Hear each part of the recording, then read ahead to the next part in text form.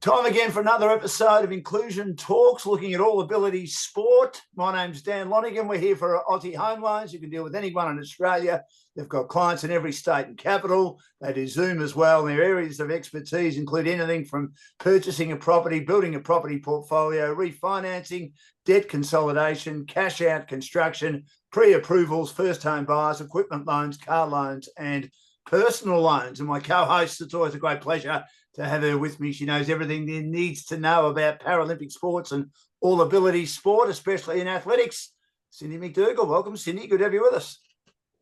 G'day, Dan. Great to be back as always. And very excited today. So today we welcome Ella Hose to our Inclusion Talks podcast. Ella is on track to be part of the Australian team for this year's Paralympics after already representing Australia at the 2023 World Para Championships, becoming the youngest ever female representative at this event and consistently improving and increasing her distances in the qualifying events this season for the lead into Paris 2024. She's a long-time member of the ASPIC Para squad. My family's been lucky to follow along with a small part of her journey for, I think, the last about 7 years. And today I am thrilled to be talking all things inclusion and all abilities sport with her. Welcome, Ella. Hi, thank you for that introduction. It's so good to have you on. So you're extremely close to qualifying for this year's Paralympics. I'd love our listeners to learn more about the young Ella. Can you tell us about how your para sport journey began? Yeah, so in primary school, my first athletics carnival, I came dead last in every single event. And I remember saying to my parents that it was very unfair. Like I just felt, that it wasn't fair that I was competing against all these people who didn't have disabilities. And like, obviously they were beating me. So then a teacher at our school contacted my parents and said that I could get classified, to like compete as a para athlete, and that was something that I had never, I'd never considered it to be a possibility. Then my parents signed me up for it. I got classified, and then somehow ended up going through all the levels of school sport Victoria all the way to state, which was like, for me, that was like a massive deal. I was like, state? That's crazy. And then we found out when we were at state that there's actually a nationals. We were like, what? And then somehow, I ended up qualifying for that first nationals. I think I was in grade 4. So that would have been 2015. So 9 years ago now. Ended up qualifying for nationals with Victoria.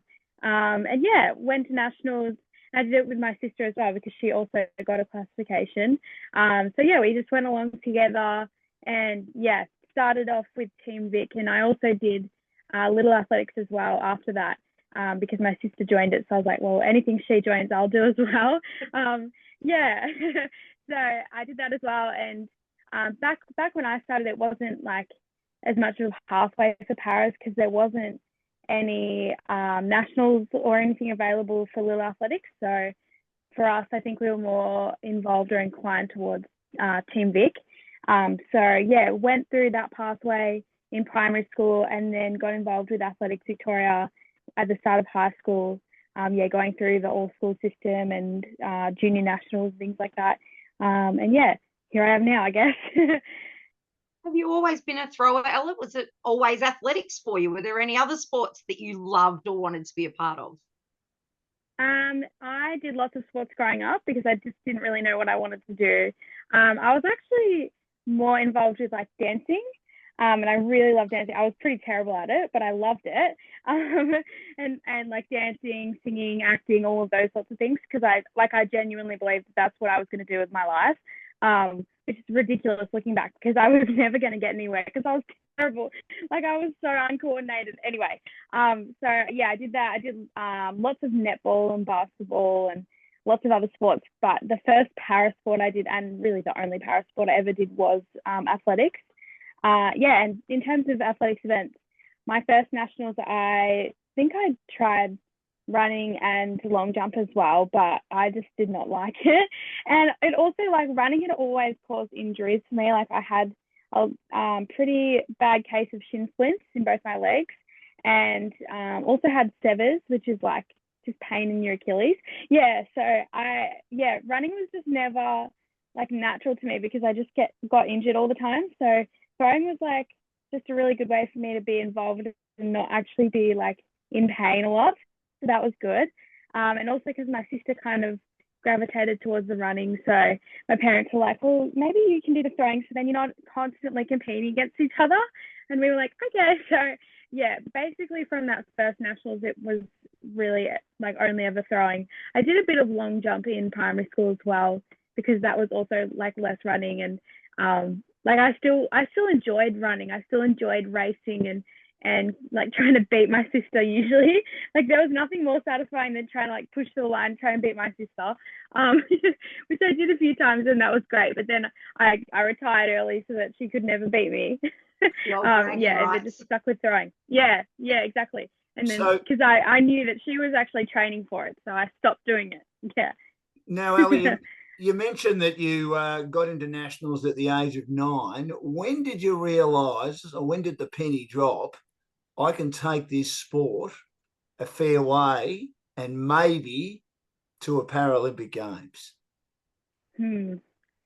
It's a tricky one because I've actually changed classifications. So I used to be a F38 and then I moved to a 37. So when I was a 38, I always thought that I would like to make the Paralympics like one day. And like I didn't really take it seriously until I started high school, because before that I just didn't, like, it was just for fun, like it was just a free holiday, like, and go and meet all my friends, like that was what it was for me. And then once I got to high school, I was like, oh, I actually like enjoy competing as well and training. So I was like starting to take it seriously then, and actually thought, oh, maybe I could possibly make a Paralympics one day. But a couple of years ago I got changed to an F37 classification, and that was when it was like actually like pretty real for me that, oh, I could probably make a Paralympics a lot sooner than I thought I would be able to, because shot put's not an event for F38 at the Paralympics. So I kind of was forced to start just doing discus, which was a bit rough for a while because like shot put was my first, like that was what I did originally, and that's what got me into the sport. So to kind of like wrestle with that, giving up shot put was a bit hard. And then I got changed to a 37, and I all of a sudden shot put was available to me at the Paralympics. And then somehow through picking up again, I think within a year my PB improved by like 1.5 meters, which is like a massive amount for shot put. And then so I think within a year, like this was probably 2022 was like the year where my PB improved a lot. And then it was like, okay, this is like I could actually like make it for 2024. And then making worlds last year was definitely like pretty hopeful for me. Like it gave me like a lot of I don't know, like I just felt like it was realistic instead of just like hoping. Like it actually felt like, okay, I could actually like make it. It's not like I'm just, wishfully thinking. So I would say in the last couple of years it's been pretty, like I've been pretty focused on it and trying to make it. But before that I'd hoped to make it at some point, but I just didn't know when or if. Now, Cindy and I have discussed this before about the classification on Inclusion Talks, thanks to Aussie Home Loans. You can deal with anyone in Australia, and got clients in every state and also capital city. Can you, for those who are unsure, and I'll put my hand up and say I'm still learning about all the classifications, Cindy would know them like the back of her hand, and you would too, Ella, the difference between F38 and F37? Yeah, so F38 is basically the mildest form of a coordination impairment, and mostly that would include people with cerebral palsy. So it's like, F38 is anyone who's just got the mildest form of their type of cerebral palsy, whether that be hemiplegic, diplegic, spastic, ataxic, whatever it is. It's just like they have it in the mildest form. So originally I was in that group because I have spastic hemiplegia on my left side of my body, which basically just means that all the muscles on the left side of my body are tight. But originally we kind of thought that it was just in my leg, but it wasn't till I want to say about the age of 13 we realized I had it in my arm as well, which made me eligible to be an F37, which is anyone with cerebral palsy on one side of their body, if that makes sense. Yeah, it does. It does. So the fact that you were able to go to F37 because the event that you'd specialised in first was shot put wasn't available. How frustrating was that? Yeah. And again, how different was learning the discus compared to learning and then executing at a high level the shot put? And how long did it take you to get to a level where you're a chance of representing Australia at the Paralympics in Paris? Yeah, good question. It was pretty devastating to realize that I actually was probably never going to be able to do shot put at a high level, because it was something I also felt a lot more natural at it compared to discus. Like discus is a lot harder to kind of pick up, and I'd started discus towards the end of primary school, but I'd never trained as much for it. Like I've started doing the full rotation, I want to say right after lockdown finished. So end of 2021, and I was like, this will be really cutting it for me to make Paris by just doing discus, especially because a lot of the girls in the F38 class have a lot less of an impairment. So even though I was a 38, I definitely felt like I was on the lower side of it. So that was always hard to realize, like, I'm competing against people who just have better function than me. But yeah, it was a lot of training. Like I think it was about 6 months of me training. I still kept the shot put because I always thought I'll do it at nationals anyway, because I know a lot of my friends do that. Like they do events that aren't necessarily on the Paralympic program, but they still do it at nationals because it kind of complements it. So I always thought, oh, keep shot put, train for it maybe once a week, but focus on discus. Which was really hard because I felt like shot put kind of came a lot more natural to me than discus did. So it was hard to kind of give up something that I knew that I was better at. But yeah, so that was only really 6 months or so of doing that. So it wasn't too bad. But then, to get my classification changed, and it was quite a shock. I never expected to be able to change classifications because I'd always been told that I wasn't affected enough in my arm. So that was, just a moment of like elation. I just remember walking out of the room and thinking, oh, I can actually do shot put now. That was the only thing that I kind of felt was just relief. I didn't have to give up something that I loved so much. Like I didn't even consider the fact that it would get me closer to Paris or anything. I was just like, yes, I can actually do it at a higher level and keep training for it, because it was a bit hard to have to give it up. So yeah. On that one, Ella, your first coach was Gus Buopolo. He's an incredible sporting mind and great sportsman himself. Believe you're no longer coached by him. Was there anything that he taught you along the way that stuck with you throughout your journey? He taught me so many things. So I was coached by Gus, I want to say about 7 years. So a long time. So he basically, he was there for me growing up, all of high school really. And I think I went to him when I was about 12, and then finished up with him last year and when I was 18. So a long time. He taught me so many things. I think the things that he taught me the most weren't even about sport or anything. They were just about life. He taught me how to be resilient, and definitely always said respect is the most important thing. I remember the first time I met him and he said that the most important thing between a coach and an athlete is respect, and the ability to just respect one another. And even if you don't feel the same way about something, just always having respect for them. So I've carried that with me, my whole life. Ever since I learned that, I was respect is definitely something that everybody values and everybody needs to have in their life.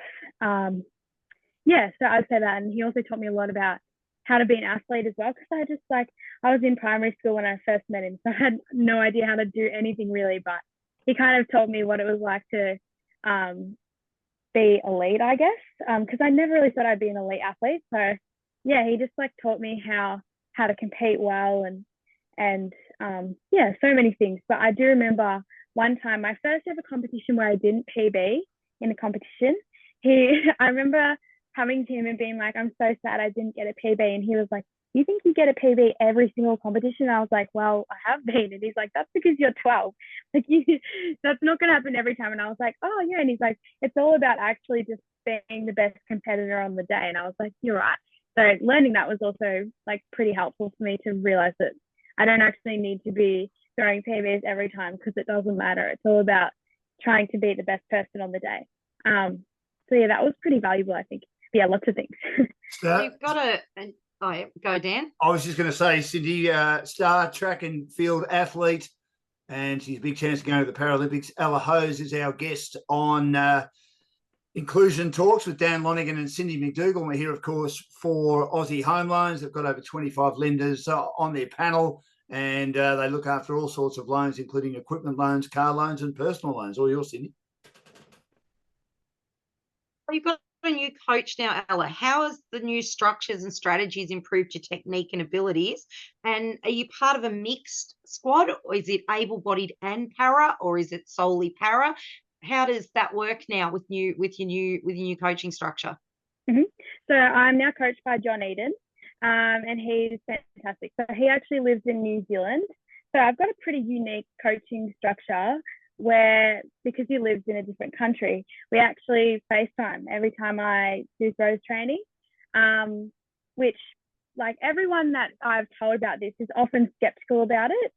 So, like, I just want people to realize it actually works really, really well, particularly for shot put, because it's not like running where you'd be running in and out of the frame. Like, he can see me the whole time. And I usually just wear my headphones when I'm throwing. I can hear him, he can hear me. And yeah, it works really well. Yeah, so he coaches me, via FaceTime, maybe 2 or 3 times a week for shot put, which has worked really, really well. And he's been fantastic in helping me to just go to that next level of my career, I guess. And yeah, I've been able to go over to New Zealand this year for their nationals and meet some of the squad, which was really awesome. Because John coaches, I want to say, like 20 or 30 athletes in New Zealand, which is really awesome. And I'm a part of their like Facebook group that they have, and everyone gets around each other, and there's a lot of like positivity and encouragement for one another, which is really awesome. And yeah, he also is able to come over quite a bit because he has a house in Melbourne as well. So he's come over a few times and sort of run training camps out of Casey Fields, which is his local track, a few times a year, which is really awesome. And yeah, he also writes my gym programs, and yeah, he's been super, super helpful in all things to do with my journey, whether that be contacting someone at Athletics Australia or Athletics Victoria if I need some help with something, or anything. Like, he's just got so much advice and connections with people, and he's been really awesome at helping me to kind of build a foundation for my Paralympic campaign, which is definitely what I needed. Transferring over to him was, I guess, a gym program, most of all, that was going to help to build me, like, to be the athlete that I needed to be. So yeah, he's been, like, his expertise is really been so crucial and helped me to get strong and also like improve my technique as well, because before being with John, I had never really revisited my technique since Gus had kind of built it for me. So we've kind of built it back up again and changed certain elements that we felt like weren't, like, I wasn't getting the most out of it, which has been really brilliant. And things that I never would have thought of, like, the way that my foot might be angled as I'm moving through the circle, like, we change the angle of my foot so that I can turn it more when I deliver. Like, things like that, just would never have crossed my mind, but he's got such a good eye for it that it's been really awesome at helping me to throw further. Yeah.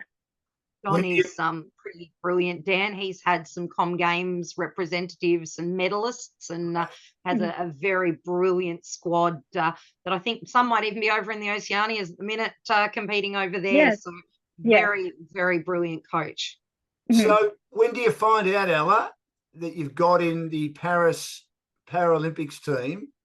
And do you know already, if you were to get in, what the process is between now and obviously the event, which will be after the Olympic Games? What, about 3 or 4 weeks after the Olympic Games, isn't it? Late August, early September. Yeah. I find out on the first week of July. So about a month from now, which doesn't sound very long, but it has been a long waiting game for me. Ever since between when Nationals finished and when I'm going to find out, it's been a long, waiting game, which is tough, especially because there's a lot of uncertainty around whether there'll be enough spots for everyone to be on the team. So it's just very much, I have to kind of step back from it all and just realize I actually can't control any of it. So I don't really need to worry because I can't do anything about it. So instead, I've tried to kind of focus on what I can control, which is like training as hard as I can and as well as I can to like basically, make me as strong as I can be, and just do a really good foundation for if Paris is an opportunity. And in terms of the process, once I find out and if I make the team to when I compete, I'm actually not too sure on the logistics yet. I think there is meant to be a meeting next week with everyone who may be making the team as to what the process might be like. But I'm assuming it would be quite similar to what happened last year with the World Champs, which is we had about a week and a half training camp in Montpellier, which is in the south of France. And it was kind of an acclimatization type thing, not so much for the throwers, more the distance runners. But it was also like I had never been overseas before until last year. So also jet lag was something that I had to kind of deal with for the first time. And it is rough. Like I just didn't believe people when they said they were jet lagged. I was like, that just means you're tired. But it hit me like so hard. So that's kind of, it was really helpful to be able to go to Montpellier for like a couple of weeks before the comp just to really just rest a bit and reset yourself. Yeah, because it's hard to adjust to that and also be in a different place. Like, it's so different to like the lead internationals or any other type of comp that's in your country, because you just like, you don't really have much control over anything and you're in a completely different place. Like even things, I had to let go of a lot of superstitions I had, like where I would eat like specific food before a comp, or wear certain clothes, which I couldn't because I was wearing a uniform.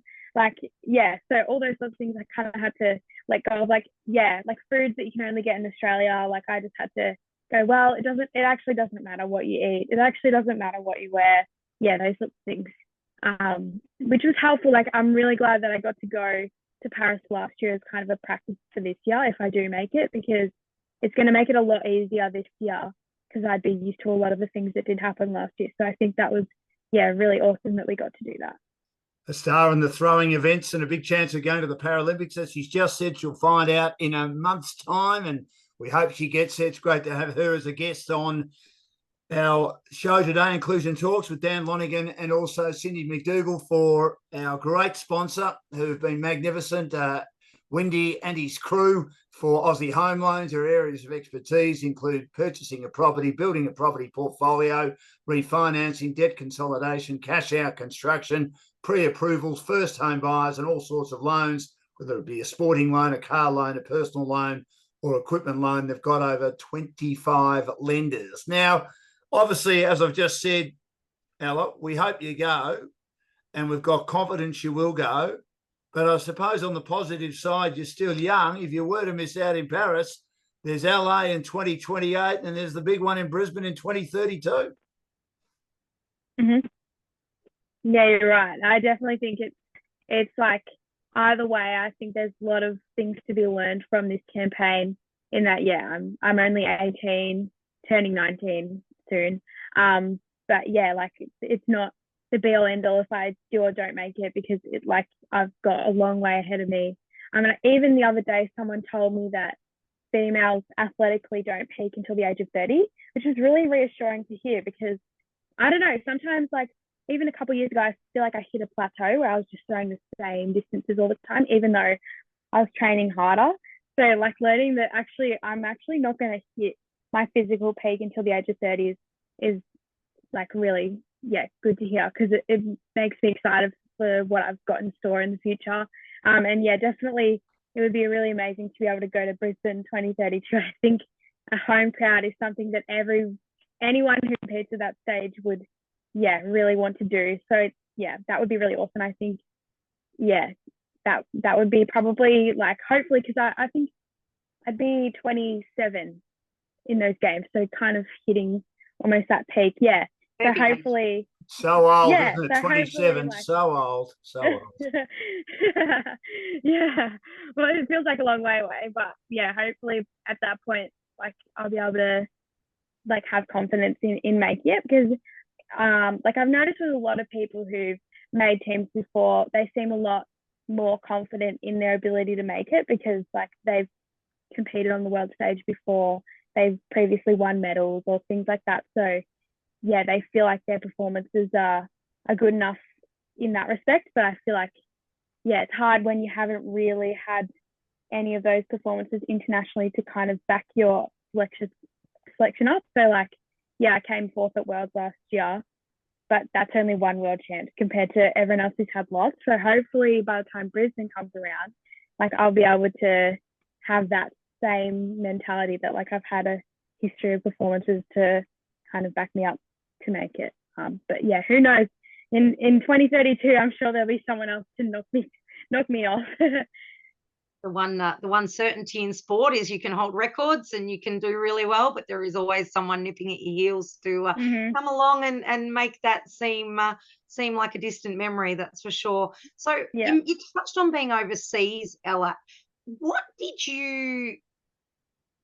How did you feel competing over there? Did you have family and friends over there with you? Was your coach with you, or was it just part of a team and that was sort of how you had to structure it? Was there support there with you when you did that? Mm-hmm. So my dad came over with me to France. It was a bit tricky because I was in the middle of year 12 last year. So very busy time. I was basically studying full time. So to balance that was enough in itself. But yeah, my dad came over when we got to Paris. So yeah, just like for the times that I was competing, because it was so expensive to get over there. Yeah, so my dad was over there, but I didn't have a coach with me because it was kind of during the period where I was transitioning from Gus to John. And yeah, neither of them could make it. So I had a team coach assigned to me by Athletics Australia, Hamish McDonald. And he was really brilliant he just supervised like the stuff that I was doing. He didn't really try and step in and like change anything, but he was just there to kind of guide me through that and help me, through my first experience at the World Champs. But I definitely found it like I honestly think I handled it pretty well until the comp day. Like I didn't feel nervous. Like I was just trying to like think, oh well, there's no expectations on me. It's my first time. Like it actually doesn't matter. But going into the call room, I have never felt more nervous in my life. And they also had a DJ playing in the stadium, and it was so loud that no one could hear anything. And I just was like, I can't hear myself think. Like everyone and all the officials were also, they didn't speak English. So that was also really hard to like have to navigate, like, talking to the officials, and they didn't understand anything you were saying, and it was so loud, and it was just like, oh my goodness, like this is too much for me. And I got very overwhelmed. But I had a back injury leading into the champs, so I kind of had reduced expectations about my performance because I knew like I could hardly train. So I was like, I'm probably not going to be able to perform as well as I would like to or could have if I wasn't injured. So yeah, I think I did the best I could. I threw over 10 meters, which was kind of the goal, to just get back over 10 meters again, because between my injury and Worlds, I hadn't thrown over 10 meters like anywhere near it. So to get back over that was an achievement for me. And I also got a slot for Australia for the Paralympics this year because the top 4 got slots for their country, which was something I didn't even know that was like the case. I just had no idea how any of it worked. So obviously this time around, I'm a lot more informed as to what the qualifying process is like because I just had no idea. So finding out I won a slot was also like really great because I was like, oh, good. Like I actually did contribute something, and like my performance actually did mean something. So that was good as well, just to realize like I actually did do something more than just compete. Like I actually helped my country out. So that was good as well. But I mean, sorry, Cindy, but I mean, as you said though, Ellie, you're not in yet, are you? You're just in contention. Is that right? No. Can you just say, do you know exactly what will get you in or what might be the issue that'll have you miss out? I mean, have the selectors or has your coach said what they're looking for? I mean, a great performance at the World Champs, which you produced last year, may not get you in. Is that right? No. So it is quite confusing, and I'm only just starting to understand it myself. But basically, last year at the World Champs, and they also just recently had a World Champs this year, countries could win slots if they came in a certain place, like just for their team. So I won a slot last year for the Australian team, but it wasn't for myself. It was for all the females on the team. So it kind of goes into a pool, and then they use those slots to take people. So I have done everything that I can. I've won a slot. I've gotten more than 2 B qualifiers. I threw over the B qualifier at nationals. I competed at nationals. So those were all of the boxes that I kind of had to tick. So really the only reason that I probably wouldn't make it would be that there is just not enough spots to be able to take me. And even though I did win a spot, there might be someone who didn't win a spot last year because they might have been injured or they might have just missed out on the slot. They actually might be considered more likely to get a medal than me. So they would get that slot instead. So which is fine. Like that's the way it works. So that would probably be the only reason why I wouldn't be selected, because I've done everything else I can. So yeah, I guess that does help me feel a bit better because I realize like I actually have done everything that I can. Like there's no stone unturned. Like I gave it everything to be able to try and make it. And so if I don't, it's out of my hands. So I guess that is reassuring. I'd be interested in your view on this too, Cindy, if you don't mind. Just how do you feel about that? I mean, Ella's done the other girls have as well. Ella's done the hard work. She's qualified Australia a slot. Should she not? I mean, this is where Athletics Australia have a very strange, and we've been through this with Lisa Waitman, obviously, in the marathon for the able-bodied Olympic Games. And, I mean, Jess Stenson's a lovely girl. Still don't quite understand how Lisa's missed out and Jess has got in. But I would have thought that if Ella has got in, not just because we're speaking to her today, when I say she's got in, she's managed to qualify a slot, that she should get that slot. What's your view on that before you ask your next question, if you don't mind me asking? No, well, the next question actually led into that anyway. So basically, Athletics Australia are given quota. So they are given a certain amount of slots to fill for Paralympics, and it might be 30, it might be 40, it might be 50, and that is the largest team they can take. So then they have to basically prioritise, by my understanding, who is likely to have the best results. So who is likely to medal, who's likely to make semis and finals and things like that.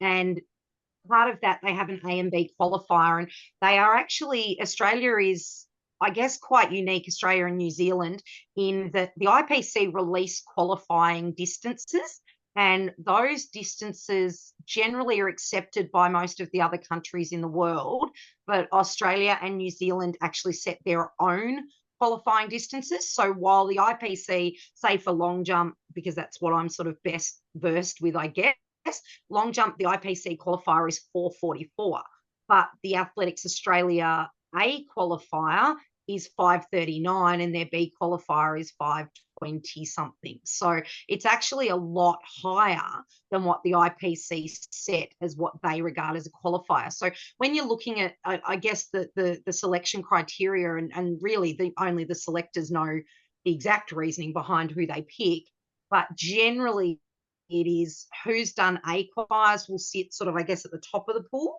Then who's done multiple B qualifiers will sit in the next pool. And then when they realise, all of the country's results, and they put them all in and they go, okay, Australia, you've got this many slots. They then go, okay, these are the ones that got A qualifiers, which they regard as pretty much automatic qualifiers. Yeah. So they're put in those first slots, and then whatever's left in the Bs are then put to a selection committee and put in those slots that are left. So it's actually really hard to get a spot at the Paralympics because we really aren't given a lot of quota spots in relation to a lot of the other countries in the world. Mm-hmm. And we do have exceptionally hard qualifying standards for our athletes to actually be put on a Paralympics team. Well, I reckon, just my opinion here, Ella and Cindy, I reckon that is wrong because what happens, and touch wood, Ella, it doesn't happen to you, it doesn't happen to others, mm-hmm. You've managed to get Australia a slot with a good performance at the World Champs. What if, unfortunately, you get injured in the lead up to LA, you get injured in the lead up to Brisbane, you miss out on that opportunity and you're not selected this time, even though you've got Australia that slot? I just think if you get the slot, you go in. If you get the better time, as, again, Lisa Waitman has got, even though Jess Denson's been to the Olympics, and we know she's an outstanding marathon runner, formerly Jess Trengove, she goes in. It's automatic. I just don't understand. It's the discretion of the selectors. It's wrong as far as I'm concerned. Just my opinion, though, of course. I think they take a lot into account as well. Like as Alice said, she's been over there before, so she's done Paris. She's competed well in those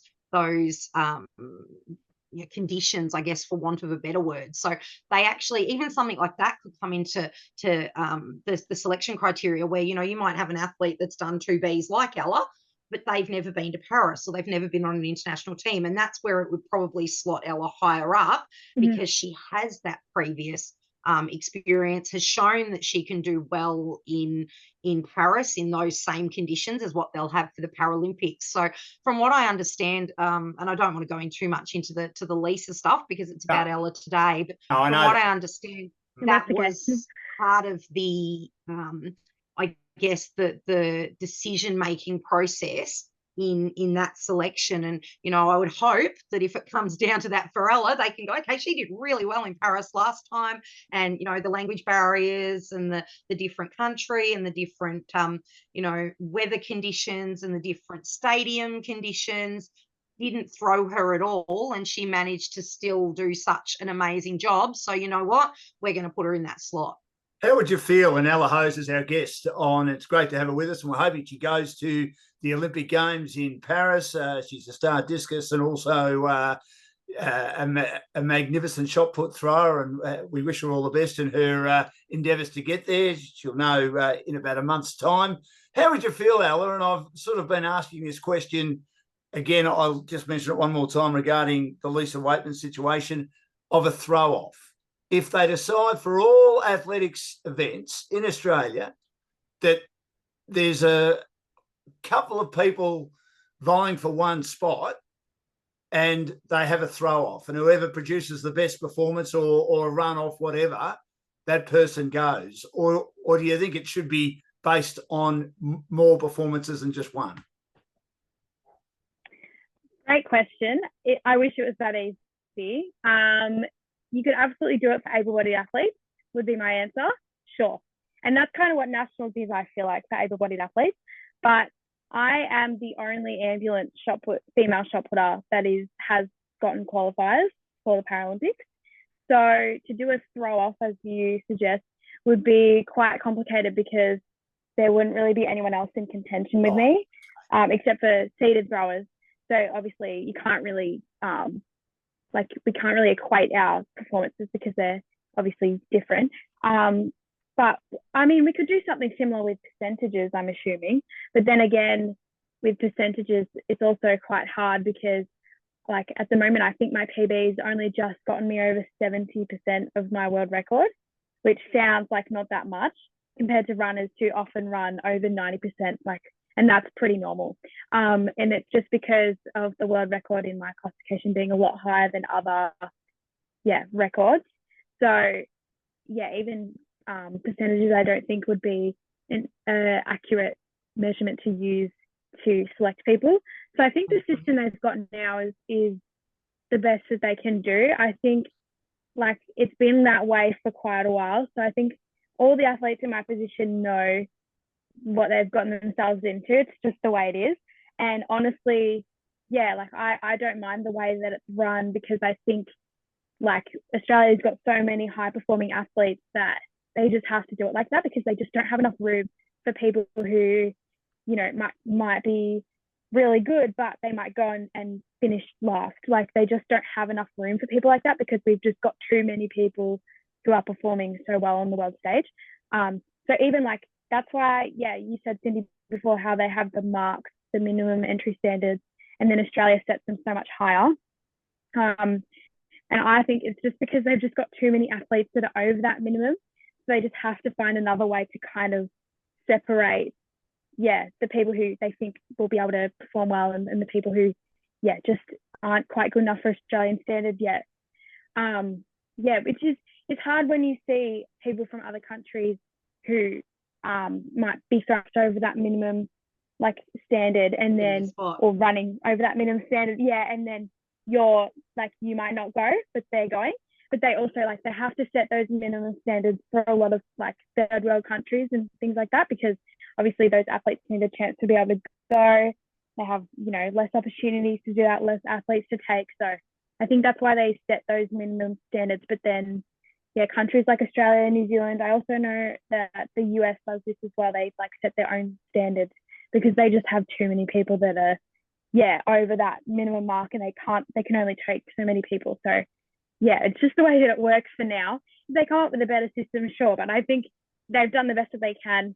And yeah, we all just, I think, like as athletes, we all just accept it, because yeah, like we know that that's the way it has to happen, because there's just too many athletes performing well, which is a really good thing. And I hope one day there can be like not so much of an emphasis on the limit of people that they can take. They can just be like, if you are good enough, you can go, you know.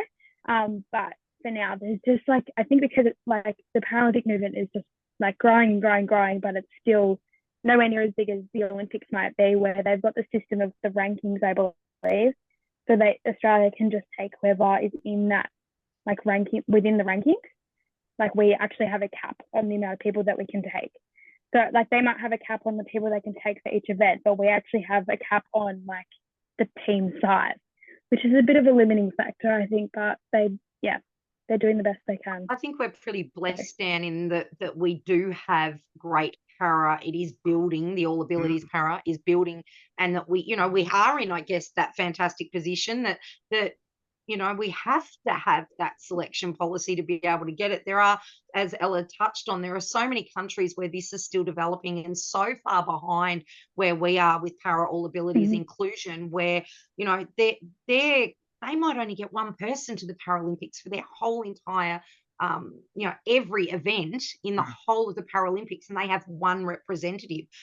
So, those minimum standards are really great in that it gives that opportunity for countries to build that awareness, and that, I guess, that chance to grow para sport. Whereas, we're blessed that we have some incredible para athletes, and we are in that position that sometimes some of our absolute best contributors to the sport and our absolute best competitors, results wise, actually still miss out. Outside your sport, Ella, and your training, and of course you're working very, very hard on all of that, what do you like to do when you have time to relax? Not that you have a lot of time to relax, as you obviously aim to go to the Paris Paralympics. Yeah, great question, because I actually really don't. I'm actually working 2 jobs at the moment. I'm actually taking a gap year. So I finished school last year. I'm taking a gap year this year so I can focus on training, and then I'm going to go to uni next year. But I still found time to get 2 jobs. Because I just don't know how to not be busy. But yeah, in my downtime, I'd say I love to read books and watch movies. Would probably be the 2 things. And also I love to spend time with my dog. So I sometimes take her on walks, stuff like that, if I have the time and the energy.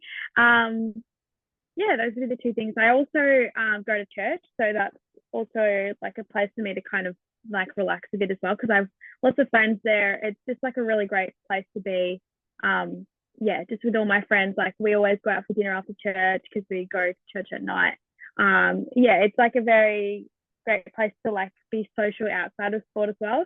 Especially because I train by myself just with John, so I don't really have like an athletics community surrounding me at the moment, which is different when I make teams and stuff, because there's always like a lot of camaraderie and friendship built on those tours. But outside of that, yeah, I'd say, yeah, things like that help me to, yeah, like kind of have balance outside of sport as well. If you don't mind me asking, do you say an extra prayer when you've been going to church saying, God, this is my time, this is my turn, I'm ready. Please make sure I go to Paris? And I mean that in a nice way. Great question. Yeah, great question. I try and stay away from all the superstitions of it, like I mentioned before about the wearing certain clothes, eating certain foods. So I always feel like even like, yeah, praying, like I wouldn't, like I'm not someone who would just do it for my own gain to like, you know, like I don't feel like I have to pray a specific prayer or something like that before an event or anything, because it's not going to change anything.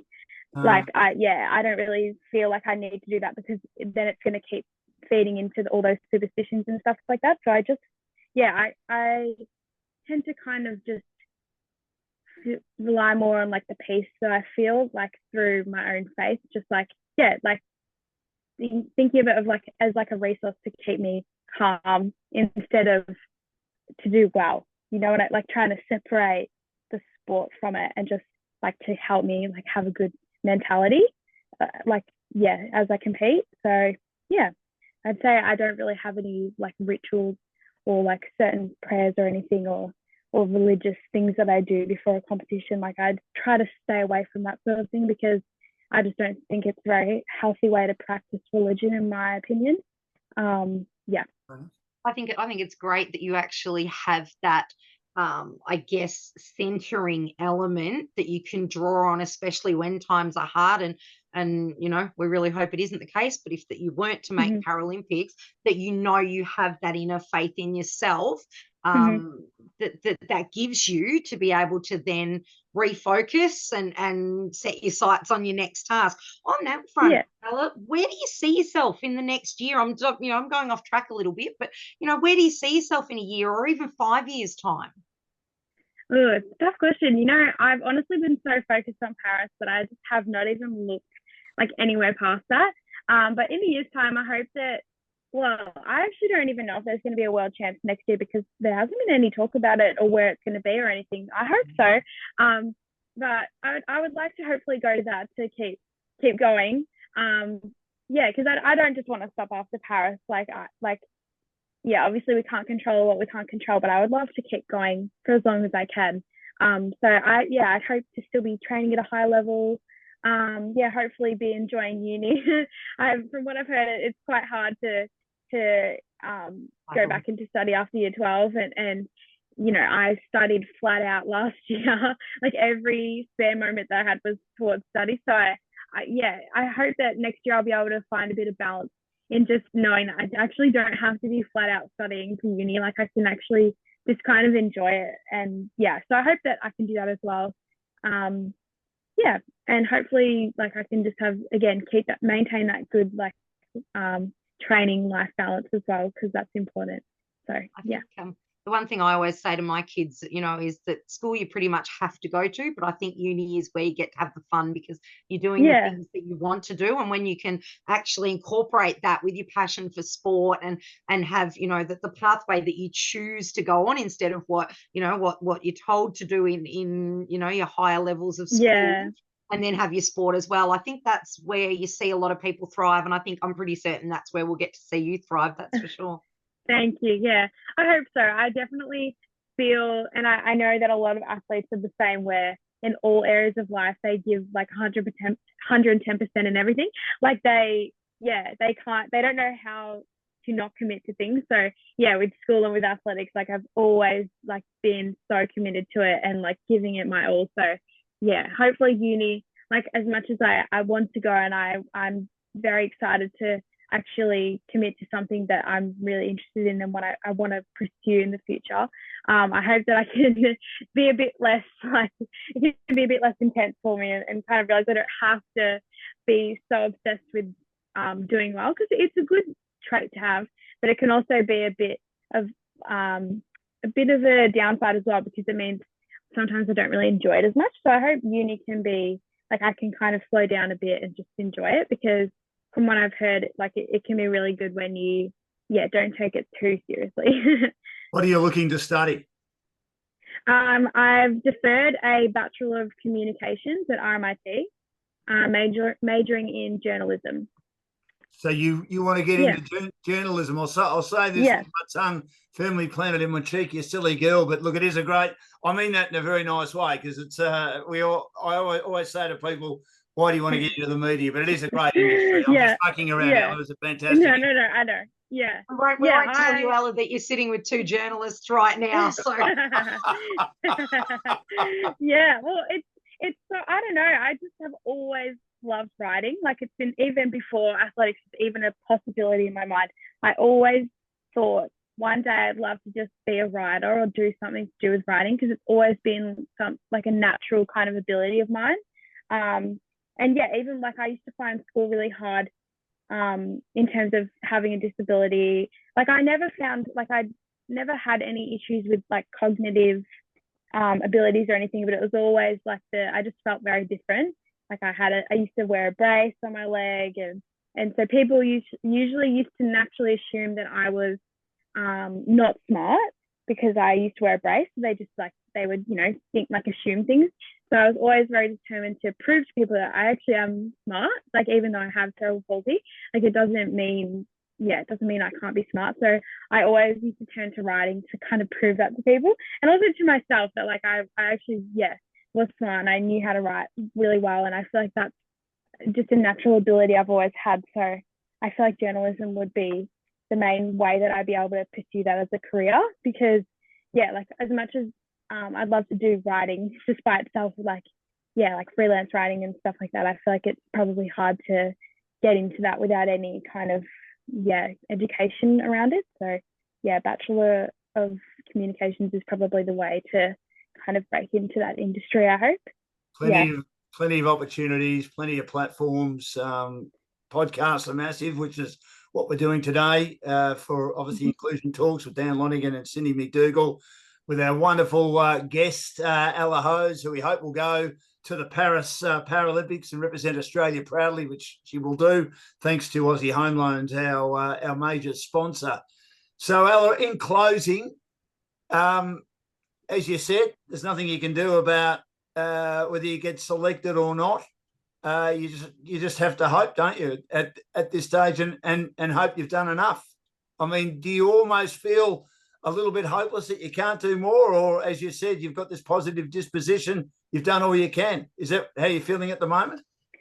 It definitely fluctuates from day to day. Like sometimes I feel quite hopeless, and like I'm always someone that thrives when I am in control of what I'm doing. So to kind of just not be able to have any control over my situation is hard sometimes, because I'm like, I just wish that I could know and then be able to plan everything and just like have that kind of reassurance that I am in. So sometimes like I do feel like that. Other times I'm like, it's actually kind of good that it's not in my hands right now, because like it shouldn't be changing the way that I'm training anyway.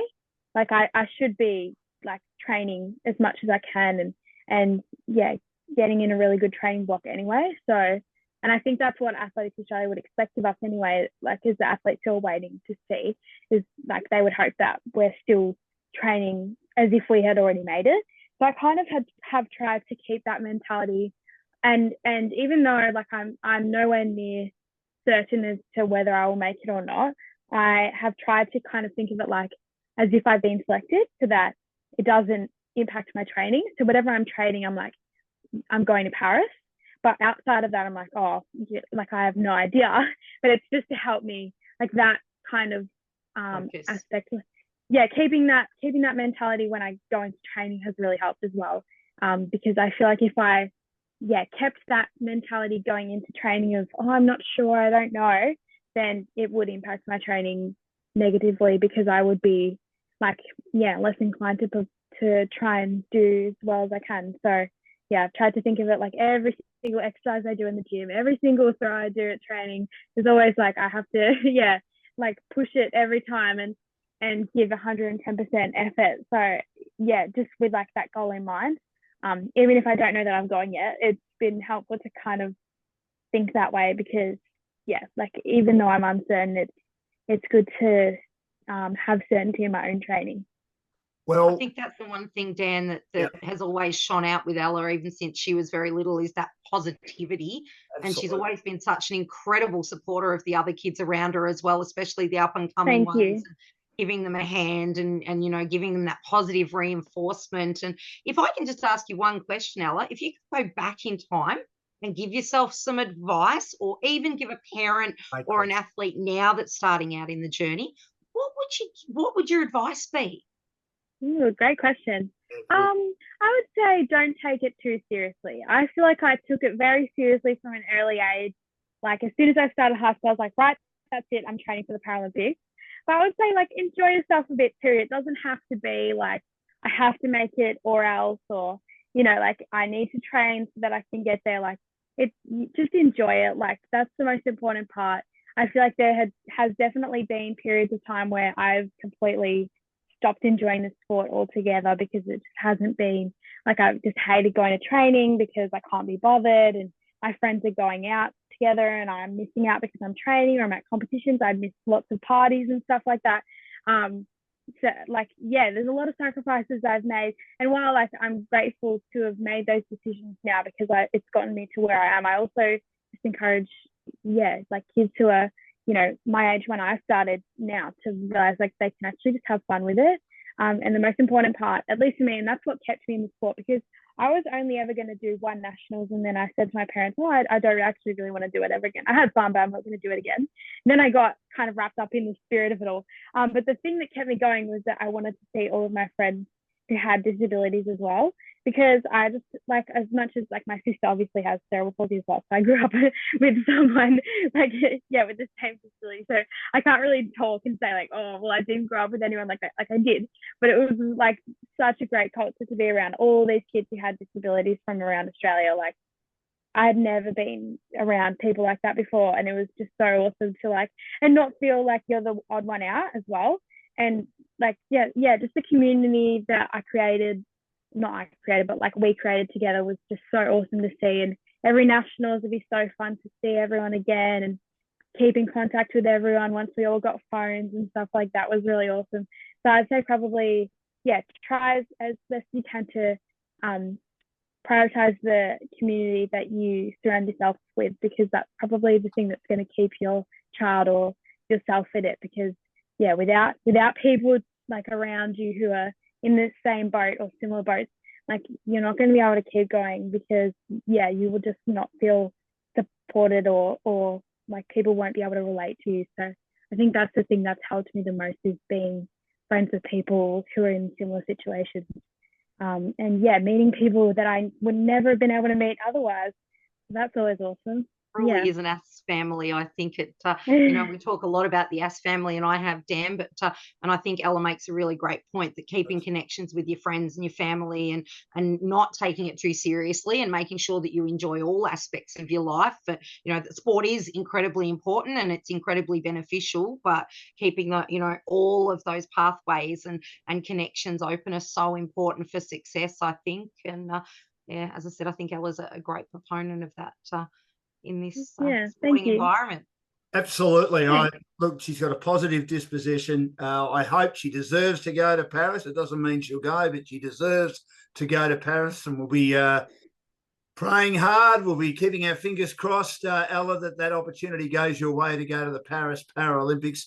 We wish you all the best. We thank you for telling us your magnificent story today. You're a true inspiration, and we can't wait to see what lies ahead for you. And thank you for being part of our podcast with Dan Lonigan and Cindy McDougall. We love doing it every week, talking about some magnificent athletes out there who do a great job and are getting better and better all the time. And as I say, true inspirations. It is, of course, Inclusion Talks, and we're here for our major sponsor, Aussie Home Loans, who deal with anyone in Australia. We've got clients in every state and capital city. Areas of expertise include purchasing a property, owner-occupied or investment, building a property portfolio. They refinance.